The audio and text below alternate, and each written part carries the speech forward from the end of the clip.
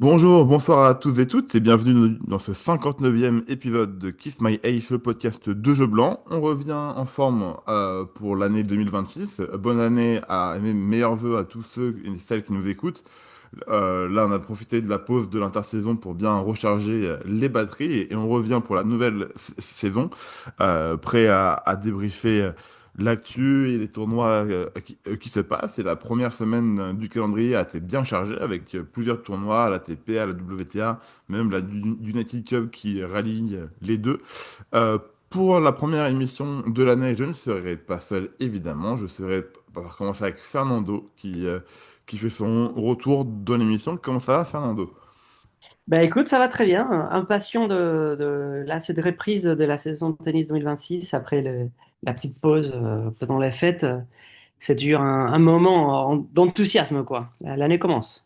Bah, bien sûr, là, généralement sur les premières semaines, après entre 4 et 6 semaines de pause, on a envie que ça reprenne. Et donc, on est toujours enjoué, surtout avec le premier Grand Chelem qui arrive d'ici une semaine.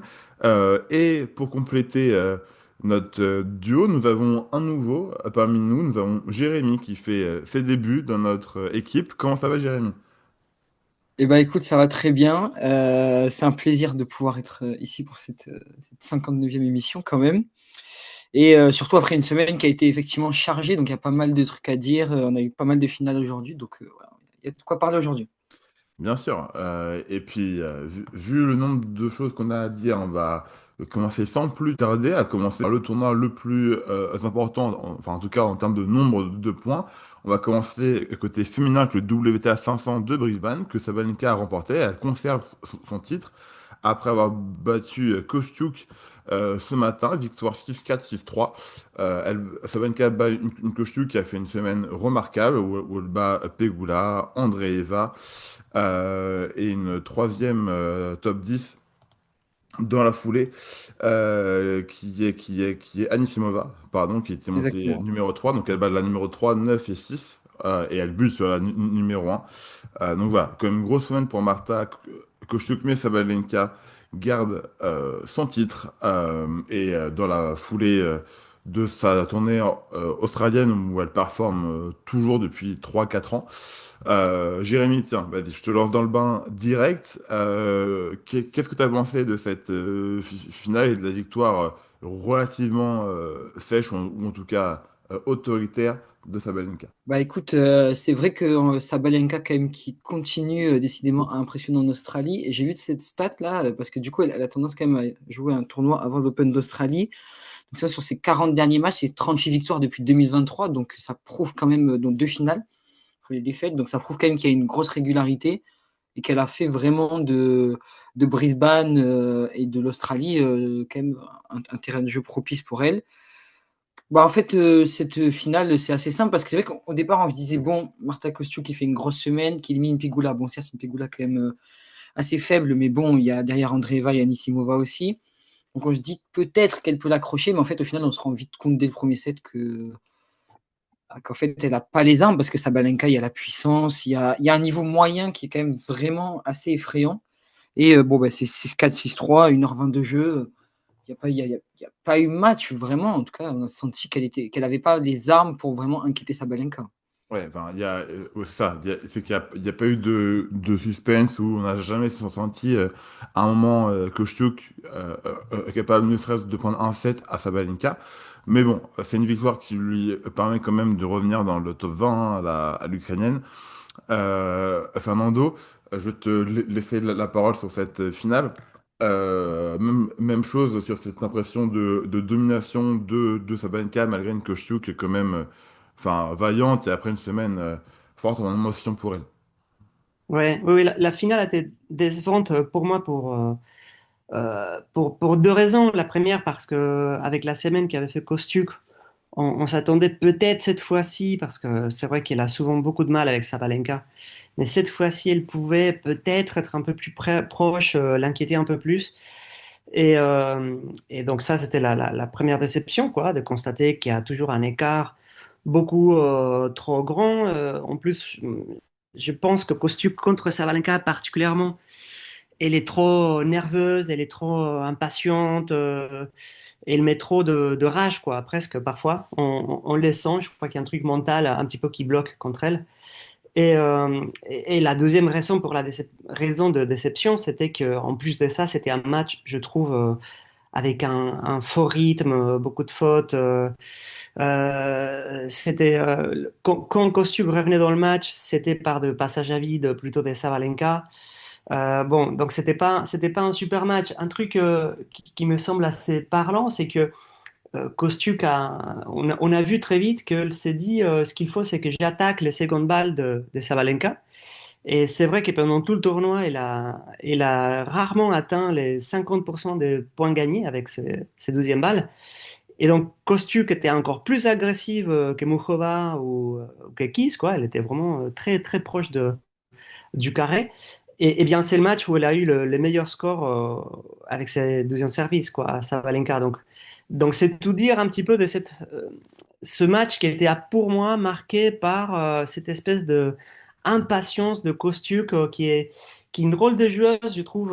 Moi, j'aime bien l'avoir jouée. Je pense qu'elle a plein de qualités, un jeu très riche.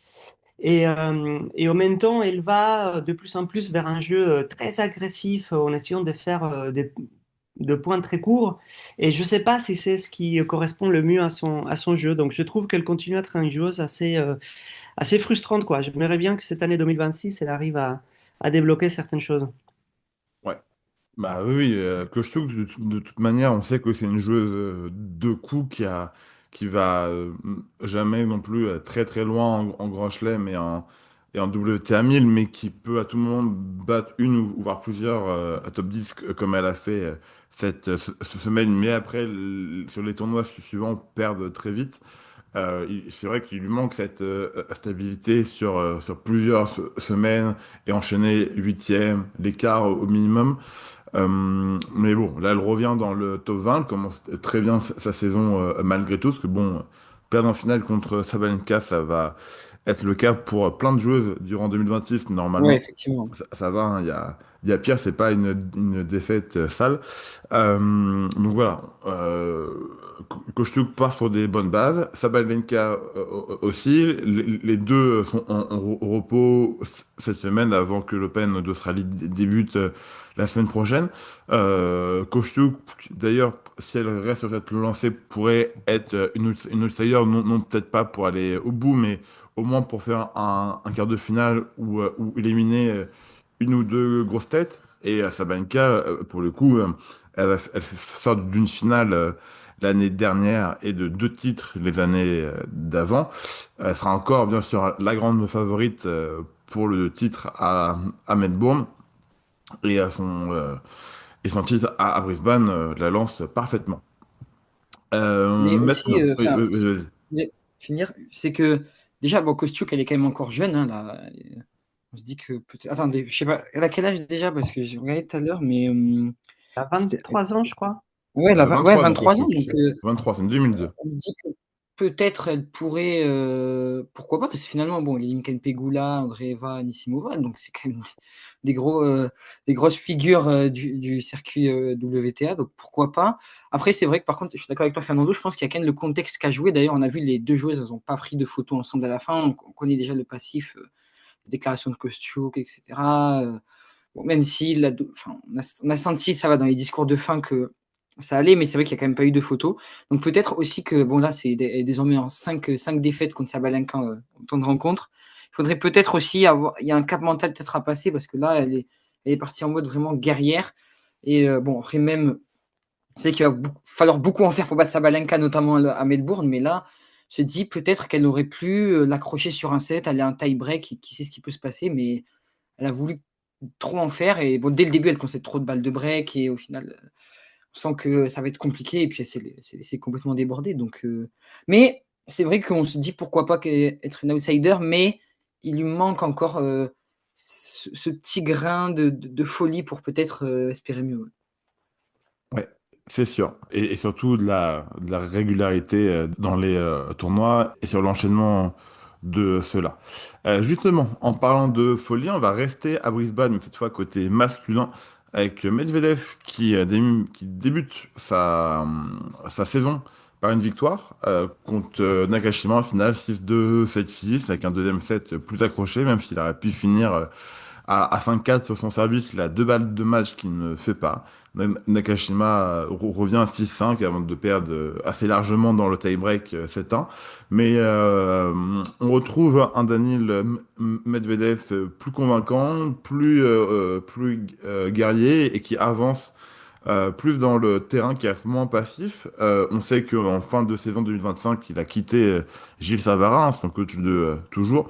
Et peut-être que avoir soit un nouveau discours ou se relancer dans quelque chose de neuf lui a fait du bien, parce qu'il avait quand même bien fini 2025 avec un titre à Almaty et des performances très agréables à voir. Et le Medvedev qu'on pensait perdu va peut-être revenir d'entre les morts avec du coup un titre là à Brisbane. Et on sait que l'Open d'Australie, c'est un tournoi qui affectionne particulièrement. Il a déjà fait trois fois finale, certes sans prendre le titre, avec plusieurs traumas, hein, où notamment il mène deux fois 2-7-0 en finale de l'Open d'Australie avant de perdre contre Nadal et contre Sinner. Mais bon, c'est un tournoi où il performe régulièrement. Fernando, sur ce match, déjà un mot rapide sur la finale, aussi et surtout sur la dynamique que ça peut créer pour Medvedev. Et est-ce que tu penses qu'il peut revenir à un niveau au moins top 10, mais surtout dans les résultats, revenir au Medvedev qu'il était il y a encore 2-3 ans? Eh bien, écoute, c'est une finale que j'ai vue un petit peu par intermittence, on va dire, parce que ce matin, il y avait un espèce de overbooking de Ah tennis oui, à c'est sûr regarder. que ce matin, il fallait avoir les yeux partout hein, pour tout voir. Exactement. Exactement, mais dans ce que j'ai vu de lui, je me suis fait exactement la même réflexion que toi. Tiens, on le voit beaucoup plus libéré, beaucoup plus agressif. Cette espèce de résignation qu'il avait Mm. au fur et à mesure que la saison 2025 avançait, on le voyait de plus en plus. Je sais pas, c'est dire que il fallait qu'il passe à une vie dans laquelle son jeu c'était exclusivement de défendre et de subir, quoi. Et là, tout d'un coup, il était beaucoup plus aérien, beaucoup plus agressif. Il cherchait constamment à dominer les points contre Nakashima. Effectivement, il y a eu ces petits moments peut-être un peu psychologiques vers la fin où il a un petit peu hésité pour clore le match, mais il a finalement très bien joué euh, le tie-break, quoi, comme le bon vieux Daniil Medvedev à une époque. Bien. Et donc, est-ce qu'on va le retrouver ou pas? Je sais pas, il faut quand même, c'est un tournoi où le joueur le mieux classé contre qui il a joué, c'est Frances Tiafoe. Mm. On sait bien que Frances Tiafoe, il est plus ou moins en errance depuis un petit bout de temps. Psychologiquement, on sent qu'il y a un truc qui peut revenir. Je pense que le grand test, ça va être l'Open d'Australie, quoi.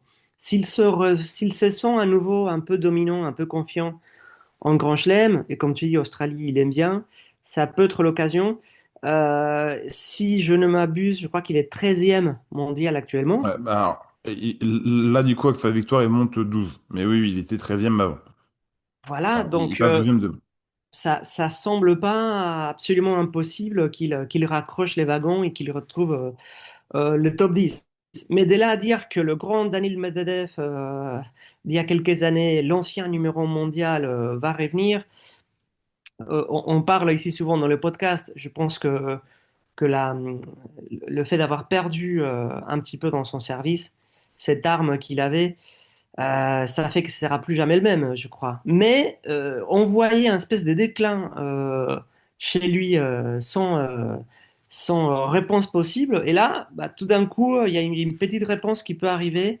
Et je pense que effectivement, il y a de quoi être un petit peu optimiste pour sa saison.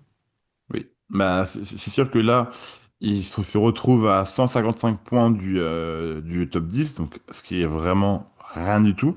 Donc revenir dans le top 10, je pense on peut s'accorder à dire que c'est un objectif totalement jouable et atteignable même là dans le mois. En janvier. Après, je te rejoins, Fernando, sur le fait qu'il n'a pas encore eu de grosses confrontations. C'est-à-dire que c'est très bien pour lui, pour la confiance, de retrouver un titre. D'ailleurs, c'est son 22e titre dans une 22e ville, dans un 22e tournoi, c'est assez fou comme stat d'ailleurs. Mais c'est sûr que là, les vrais tests, ça sera contre le top 4, les Alcaraz, Sinner, Zverev et Djokovic. Hein. C'est contre ces joueurs-là, on l'attend, parce qu'en soi, entre la cinquième et la 15e place, c'est assez interchangeable et assez très homogène, hein, du même niveau. Euh, Bref, pour dire que Medvedev revient, il va falloir attendre de le voir contre des joueurs un peu plus costauds et réguliers et enchaîner les victoires. Mais un joueur que l'on pensait perdre et qu'on pensait qu'il allait suivre un passe dans les abysses du top 20, 30, 40 au fur et à mesure, là, entre sa bonne fin 2025 et son titre là, début 2026, on peut reprendre espoir et surtout dans ces intentions de jeu où il va beaucoup plus vers l'avant, au filet et c'est beaucoup plus agréable à voir. Jérémy, je te laisse quand même dire un mot sur Medvedev, sur les mêmes aspects, hein, sur le jeu dans la finale ou sur ce que tu penses de lui et sur ce qu'il va faire dans les prochaines semaines, voire le prochain mois, quoi, enfin, dans les prochains jours. Ouais, effectivement, bah, en fait, c'est vrai que le premier set, on se dit, c'est le Daniil Medvedev qui va revenir, qui est capable, en tout cas, d'essayer de titiller les meilleurs. Mais bon, le deuxième set, finalement, ça va au tie-break alors qu'il aurait dû terminer ce set plus rapidement. Merci, hein.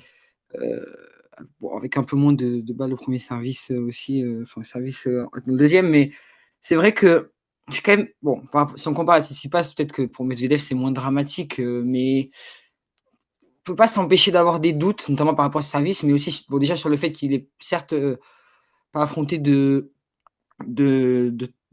calibre de pointure du circuit, même si bon, il a quand même maîtrisé ses matchs face à des joueurs plus faibles. Mais oui, il a maîtrisé sa finale. Après, par exemple, moi, c'est Nakashima aussi où je me dis, bon, Nakashima, c'est quand même un joueur très carré, assez modèle, qui là, quand même, a fait quelques fautes. Donc, Medvedev a réussi à le gêner. Il a quand même réussi à gérer sa finale. Et finalement, on peut se dire que Medvedev qui se fait débriquer 5-5 puis qui fait au tie-break, bah, il maîtrise, il mène 5-0, finalement bon, il gagne 7-1, le tie-break. C'est difficile de dire s'il va revenir. Après, personnellement, je ne pense pas qu'il pourra, de là, peut-être aller en demi-finale de Grand Chelem ou finale selon son tirage, mais de là à battre des Alcaraz déjà, qui peut le faire, c'est une bonne question, mais même Zverev, ça va être compliqué. Maintenant, s'il essaie de se remettre dans le bon chemin et de ne pas perdre à chaque premier tour contre Benjamin Bonzi, peut-être que peut-être qu'il peut réussir. Euh, voilà, maintenant, après, pas plus aussi. Je pense que ça va le mettre en confiance, mais assez curieux déjà de voir comment il va réagir. Et assez curieux de voir Nakashima aussi, parce que bon, top 33, il me semble, je sais plus, top 30. Mais et Medvedev aussi, qui du coup est 12e, ce qui me semble lui permet d'avoir des tirages peut-être plus favorables pour le tournoi du Grand Chelem. Donc, à Oui, voir. Mais bon, de là, les battre en direct, Sinner Alcaraz, je pense que ça, quand même, ça va être très oui. compliqué, même jusqu'à la fin. C'est sûr. Mais de toute manière, vu que l'année dernière, il perd au deuxième tour à l'Open d'Australie, normalement, s'il continue sur cette lancée, il devrait aller un peu plus loin. Donc, ça va lui permettre de prendre plus de points et de pouvoir se refaire un petit pactole pour revenir au moins dans le top 10. Si tout va bien. Oui, l'objectif, c'est essayer d'avoir des tirages un peu, d'éviter des gros combats dès le début. Même si, bon, l'année dernière, il perd quand même Ouais, face à des joueurs qu'il est censé battre. Donc, c'est ça. à voir. Je, Mm. je pense qu'on pourra vraiment, si Daniil Medvedev gagne son premier match à l'Open d'Australie contre quelqu'un qu'il est censé battre en 3-7 sec, où il maîtrise, où il a un service qui est potable, là, on pourra peut-être se dire que oui, il peut essayer de grappiller des tours. C'est sûr. Bah, de toute façon, l'année dernière, on se souvient du premier tour en 5-7 contre Sam Rage, 418e mondial, et de la défaite contre Tien. C'est Ouais. Medvedev qui, en soi, met Tien en lumière aux yeux du grand public, avec cette défaite en 5-7. Mais bon, logiquement, il devrait mieux s'en sortir cette année. Euh, Justement, on a beaucoup parlé de top 10. On va rester chez les hommes avec la victoire de Alexander Bublik qui gagne le 250 de Hong Kong face à Musetti 7-6, 6-3. Une victoire du coup qui lui permet de rentrer dans le top 10 pour la première fois de sa carrière. Un fait d'armes très important pour lui, parce que pendant très longtemps, Bublik, c'était un joueur très provocateur, avec ses déclarations où il dit je joue que pour l'argent, où on le voyait que il jouait un peu que quand il avait envie, sans s'entraîner durement, alors que on le voit qu'il avait depuis longtemps qu'il a une main folle que techniquement, tennistiquement, c'est très très fort ce que fait Bublik. Et j'ai l'impression que depuis cette victoire contre Dominor à Roland-Garros l'année dernière, il y a eu un déclic. Il y a eu trois titres l'année dernière, un cette année. Et donc là, il brise tous les enchaînements, enfin et tous les accomplissements surtout, donc plusieurs titres, titres qui s'enchaînent de semaine en semaine. Il a même battu Sinner sur gazon. Là, il rentre dans le top 10. Enfin, là, on a l'impression qu'on voit un public motivé par le sportif, et c'est quelque chose de nouveau qui fait plaisir à voir, hein, parce que c'est quand même un joueur assez spectaculaire à voir sur le terrain. Jérémy, il me semble que tu as pu voir ce match. Ouais, Euh, effectivement. donc, vas-y, je te laisse aller sur Bublik. Bah écoute, épatant. C'est vrai que épatant, notamment enfin, quand on se dit qu'il y a 9 mois, il était 80e mondial. Et puis que là, en fait, il est top 10. Il est top 10 et surtout, il gagne des titres. Comparé à Musetti, justement, Bien sûr. il arrive à assurer dans ses finales. Après, bon, c'est sûr que en voyant le match, tu sens toujours qu'il y a une petite. Ouais, il est un peu fébrile des fois. Il s'est fait notamment débreaker à un moment donné, alors qu'il menait d'un break. Donc, on se dit attention. Et finalement, même à ce moment-là, et ben, il arrive à se remettre dans le sens de la marche. Il break de nouveau et derrière, bah, il ferme son service. Et après, rideau, Musetti pouvait pas faire grand-chose. Après, bon, pour parler de cette finale, en général, déjà, je pense que trouver Musetti quand même en finale assez épatant dans le mauvais sens du terme. C'est-à-dire que quand même, je crois que c'est sa 7e finale perdue sur les 7 dernières. Alors qu'il avait, enfin, on sent quand même que Musetti avait la main pour bah, faire trembler le public, mais au filet, bah, ça l'a pas fait. À chaque fois sur les points assez fous, il s'est fait embarquer, il a perdu, notamment parce que Bublik au-delà de ce grain de folie qu'il a, il a eu cette lucidité pour dans ses points difficiles, bah, réussir à toujours avoir le dernier mot. Et Musetti, on sent quand même qu'il y a vraiment un blocage. Mais oui, Bublik, c'est impressionnant. Maintenant, c'est vrai que moi, j'étais toujours sceptique et je le reste encore un tout petit peu sur son mental, sur le fait que des fois, il peut, dans un match, lâcher. Mais en fait, au final, au fil des tournois, il nous prouve le contraire. Ça sera clairement un poil à gratter. Il peut sortir des joueurs du top 5, du top 10, top 5 en Grand Chelem. Ça, il faudra faire attention à lui. Tomber sur Bublik, ça va être un calvaire cette saison sûrement. La question, c'est ce qui va tenir sur la longueur. C'est toujours pareil. En tout cas, pour l'instant, il nous prouve qu'il est plutôt régulier. Top 10 pour la première fois de sa carrière. Qui l'aurait cru? C'est ça surtout Ouais, le point final que ça, je veux retenir. oui. Mais voilà. Mais en tout cas, Hong Kong, très belle finale d'ailleurs, quand même. Même si Musetti un peu décevant, mais apparemment, il était quand même gêné au bras. Ouais, Ce qui ne l'a pas empêché d'ailleurs de gagner le double avec Sonigo contre Kachanov et Roublev. Mais je sais pas, mon Musetti m'a pas convaincu, mais Bublik, par contre, oui, quand même épatant. oui, bah, dans le deuxième set, Musetti a fait appel au kiné plusieurs fois pour son bras, c'est Exactement. vrai. Mais bon, Bublik, on le sentait quand même bien en confiance et comment dire. 34 coups gagnants quand même. Oui, C'est quand même à souligner. oui, c'est ça. Au service, c'est toujours autant une machine et tout se passe très bien pour lui. Donc là, même malgré la défaite, Musetti passe cinquième mondial, top 5. Effectivement. Voilà, donc c'est quand même un accomplissement pour C'est vrai, l'Italien. mais il y a un blocage quand même au final qui même moi me Oui, bloque un peu. Je me dis aïe aïe aïe. Mais par exemple, Bublik peut peut-être aller chercher. Enfin, à voir si Musetti aussi sera capable d'aller chercher des gros joueurs en Grand Chelem. Ça va être intéressant. c'est ça. C'est que bah, sur les dernières années, Musetti a souvent fait de gros matchs contre des gros joueurs, que ce soit contre Djokovic à Roland, contre Alcaraz l'année dernière, c'était à Monte-Carlo, il me semble. Enfin, il y a eu plusieurs grosses confrontations, mais qui tombent toujours pour son adversaire. Donc voilà, il a encore ce cap à passer pour vraiment être bien. Fernando, je vais quand même Hmm. te laisser la parole sur ces deux joueurs, que ce soit sur leur match en soi ou sur le futur qui les attend ou sur leurs accomplissements. Par exemple, enfin, priorité au vainqueur quand même. Public top 10, est-ce que ça te fait plaisir et est-ce que tu penses que il peut monter encore plus haut? Bah, ça me surprend, on va dire. Il y a un an, j'aurais pas pronostiqué que Bublic arriverait au top 10. Et en même temps, par exemple, là, je pensais un pronostic pas super fou à faire, mais je pense cette année, il peut toucher une demi-finale en Grand Chelem. Ça me choquerait pas, par exemple, qu'il arrive à faire ça à Roland ou à Wimbledon. Mais presque tellement je le tiens comme un joueur plus d'éclat que de régularité, quoi. Disons que on a plus de mal à l'imaginer rester comme ça solide dans le top 10 que de faire un tournoi où il commence à faire days et à jouer. Ouais. Franchement, Bublik, quand il joue bien, il est vraiment magistral. Enfin, c'est pas juste un joueur excentrique. Et donc, il y a des matchs où il est comme ça, il rentre carré sur le court et il peut pratiquement, à part Sinner Alcaraz, je pense qu'il peut battre tout le monde. Donc, c'est pour ça que je ne serais pas étonné de le voir arriver à une demi-finale cette année si il y a toujours chez lui cette espèce de rapport bizarre à la motivation et au désir de gagner. Où je crois deviner aussi une façon de se protéger aussi, en quelque sorte.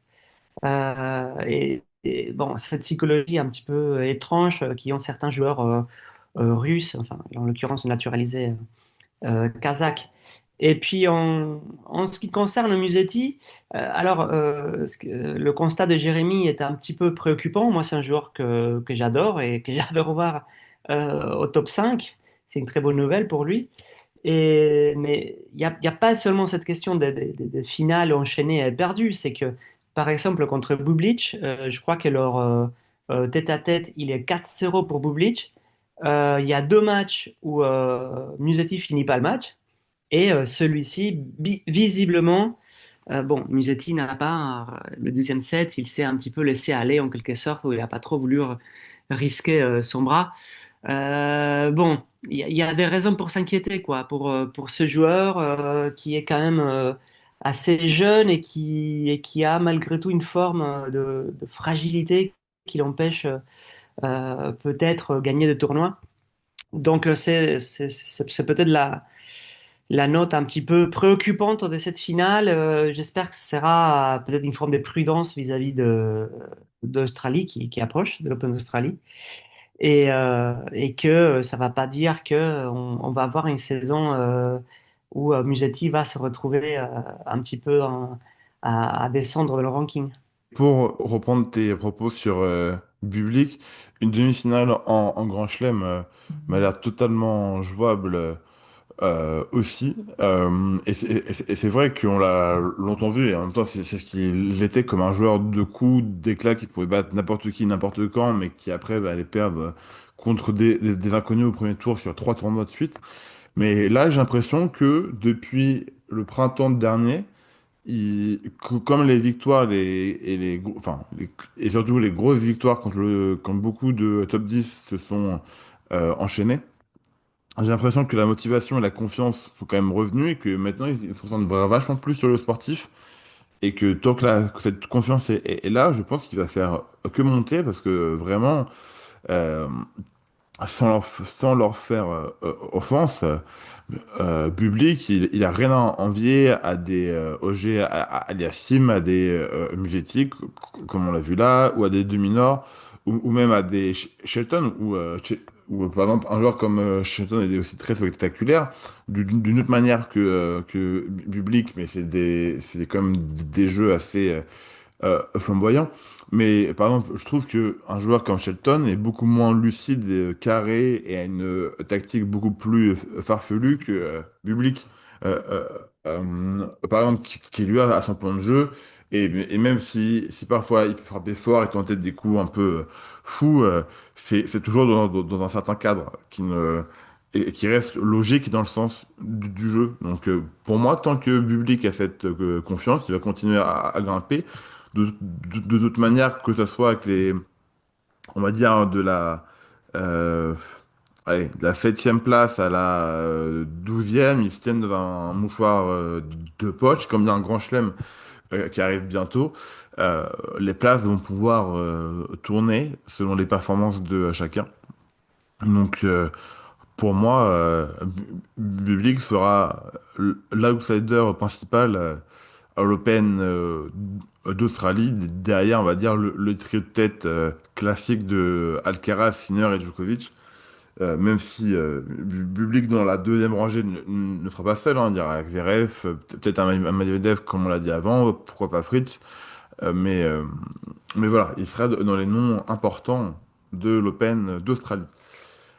Maintenant qu'on a fait le tour à Hong Kong, on va vite fait aller à Sydney pour parler de la United Cup, hein, qui a eu lieu pendant 10 jours, qui a sacré la Pologne d'Hubert Hurkacz et d'Iga Swiatek. Même si on va pas se mentir, au final, sur la semaine, c'est plutôt Hurkacz et l'équipe de double composée de Okawa et Ezinski qui ont vraiment fait le gros du travail. Parce que Swiatek, certes, elle termine avec un bilan positif hein, sur la compète avec 3 victoires et 2 défaites, mais euh, elle perd dans les moments cruciaux hein, et contre les grosses joueuses. Hein. Elle perd contre les États-Unis, contre Gauff, et elle perd ce matin en finale contre Bencic, alors qu'elle avait pris le premier set.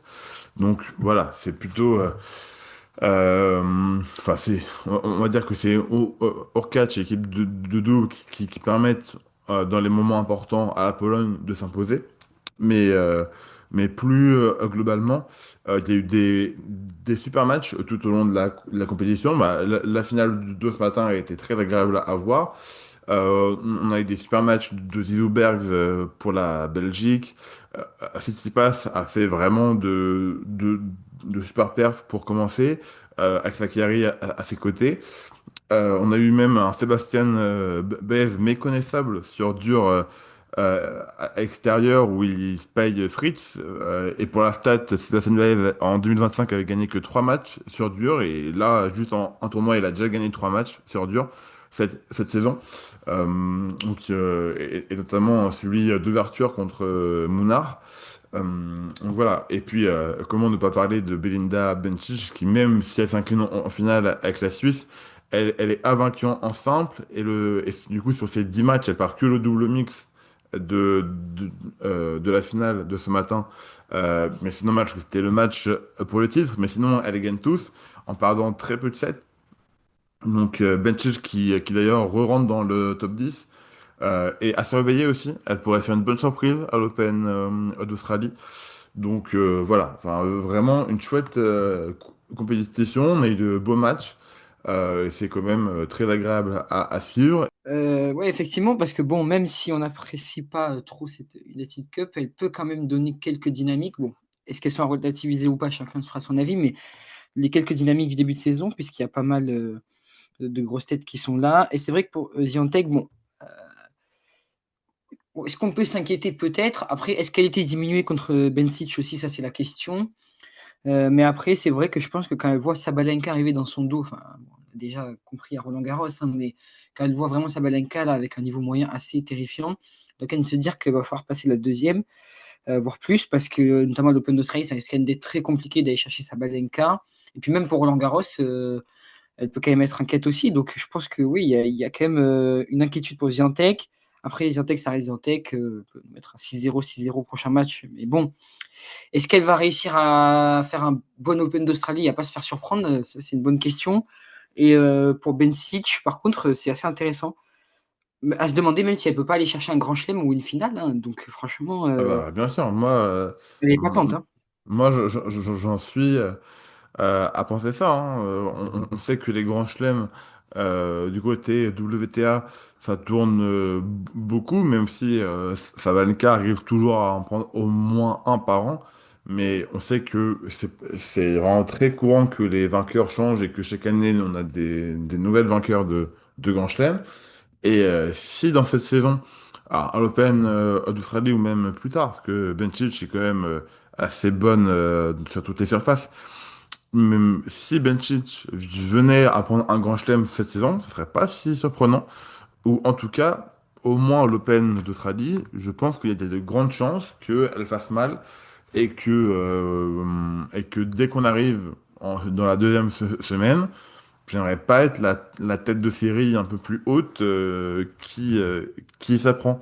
Alors, je sais pas, par exemple, si je suis une Andreeva, une Anisimova, pas trop en confiance, ou même Swiatek, hein, qui pourtant fait, Pegula aussi.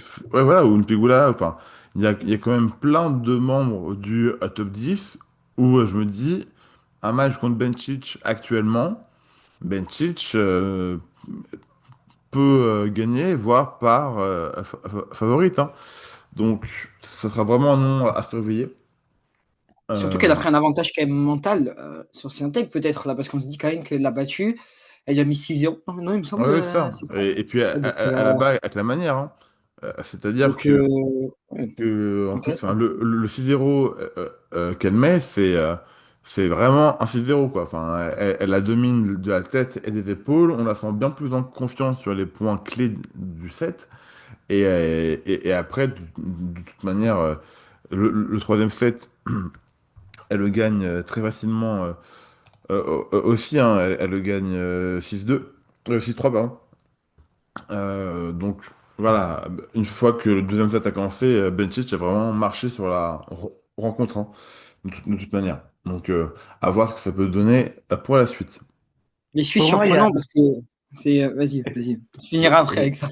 oui, enfin, Non, pardon, je t'en prie. Il y a une question, Bencic, de planification de la saison, parce que ce que vous dites là, on se le disait aussi la saison dernière, on sentait qu'elle revenait, quoi, et que il y avait des tournois où, franchement, elle était au niveau des deux, trois meilleures joueuses du tournoi. Et après, la saison est devenue quelque chose de beaucoup plus compliqué, irrégulier. Peut-être que ce sera celle-ci où elle va arriver à trouver une vraie progression, je pense, physique, une vraie stabilité. Si c'est le cas, franchement, je suis totalement d'accord avec vous. Elle peut devenir une menace qui serait très chouette en plus. Je pense que ça serait super si dans les circuits du WTA cette année, on avait une Bencic avec de la consistance. Mais pour moi, le jeu est là, franchement. Il y a des tournois où, comme là par exemple, ce qu'elle a fait ce début de saison.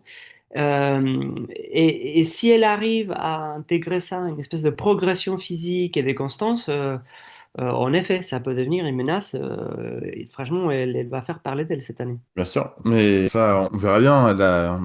Il me semble qu'elle a le 500 de Doha ou Dubaï, aux Émirats Arabes Unis, il me semble, Ouais, à aller Dubaï, ouais. défendre Dubaï. À chaque fois, je confonds les deux.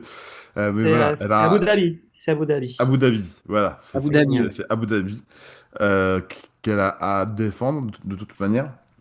Mm. Donc on verra ce que ça donne. Il me semble que c'est fin février ou en mars, ça.